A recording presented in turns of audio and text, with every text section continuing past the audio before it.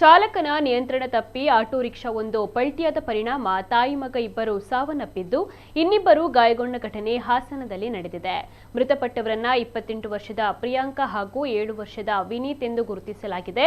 ಗಾಯಗೊಂಡವರನ್ನ 52 ವರ್ಷದ ಆಟೋ ಚಾಲಕ ಅಬ್ಬಾಸ್ ಹಾಗೂ 13 ವರ್ಷದ ಬಾಲಕ ಸಾಗರ್ ಎಂದು ತಿಳಿದು ಬಂದಿದೆ.